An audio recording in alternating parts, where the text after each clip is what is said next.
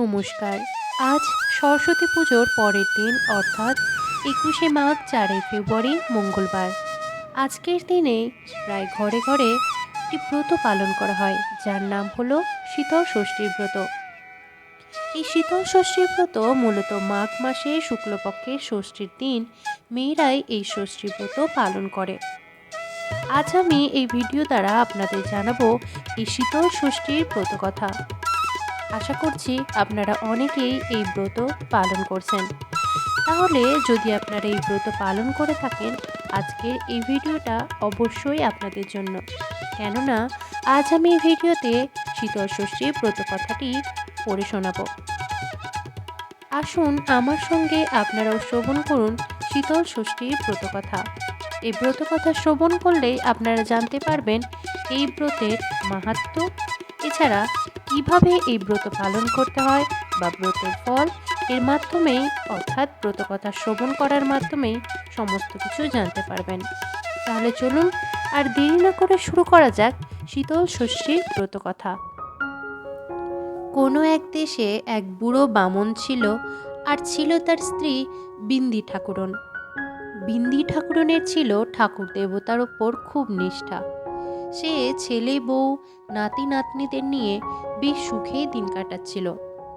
একবার মাঘ মাসে শীতল ষষ্ঠীর দিন খুব কনকনে ঠান্ডা পড়ায় বিন্দি ঠাকুরন শীতে কাতর হয়ে ব্রত করতে পারল না। সে বেশ করে লেপ চাপা দিয়ে বিছানায় পড়ে রইল। তার নাতি নাতনি আর বউয়েরা তাকে ডেকে ডেকে ব্রত করার কথা মনে করিয়ে দিল।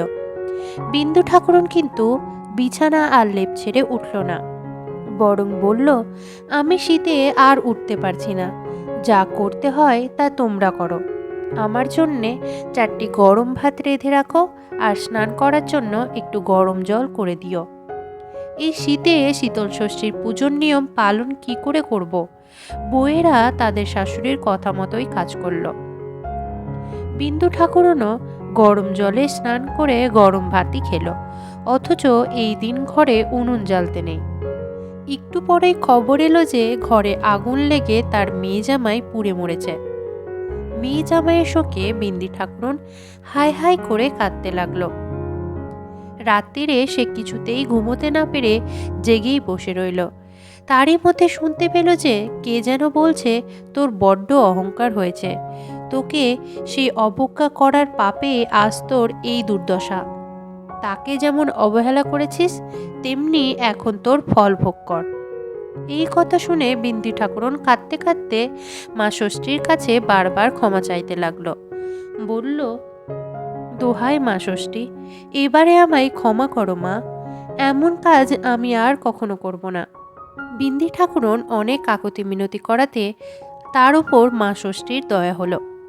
মা ষষ্ঠী তখন বললেন, তুই এখনই মানত কর যে সামনের বছর মাঘ মাসে শুক্লপক্ষের দিনে তোর মেয়ে জামাইয়ের কল্যাণের জন্য উপোস করবি আর আমার পুজো দিবি। জীবনে আর কখনো এমন দুর্বৃদ্ধি করবি না। তোর মেয়ে জামাইকে এখনো দাহ করা হয়নি। যারা মৃতদেহ নিয়ে যাচ্ছিল, আমার ইচ্ছেই ভয় পেয়ে তারা বনের ধারে মৃতদেহ ফেলে সবাই পালিয়ে গেছে। তুই আমার পুজো করে ঘটের জল আর নির্মাল্য নিয়ে লোকজন উঠবার আগেই ভোরবেলা সেই বনের ধারে গিয়ে আমার নাম করে মৃতদেহের ওপর জল ছিটিয়ে নির্মাল্য ছড়িয়ে দিবি, তাহলেই তোর মেয়ে জামাই বেঁচে উঠবে। বিন্দি ঠাকুরন মা ষষ্ঠীর আদেশ মতো সকাল হতেই বনের ধারে গিয়ে তার মেয়ে জামাইয়ের মৃতদেহ দেখতে পেল। তাদের ওপর ফুল জল ছড়াতেই তারা বেঁচে উঠে বিন্দু ঠাকুরনকে প্রণাম করল।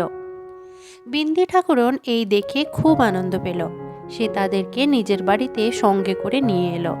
পরের বছরে আবার বিন্দি ঠাকুরন মাঘ মাসে শুক্লপক্ষে ষষ্ঠীর দিন উপোস করে মেয়ে জামাইয়ের মঙ্গলের জন্য শীতল ষষ্ঠীর পুজো দিল। বামনির মেয়ে জামাইকে বেঁচে উঠতে দেখার পর থেকে সকলেই শীতল ষষ্ঠীর ব্রত করতে লাগলো। ব্রতের ফল: মাঘ মাসে শুক্লপক্ষে শীতল ষষ্ঠী ব্রত পালন করলে সংসারের মধ্যে থেকেও শোক তাপ পেতে হয় না। সমাপ্ত।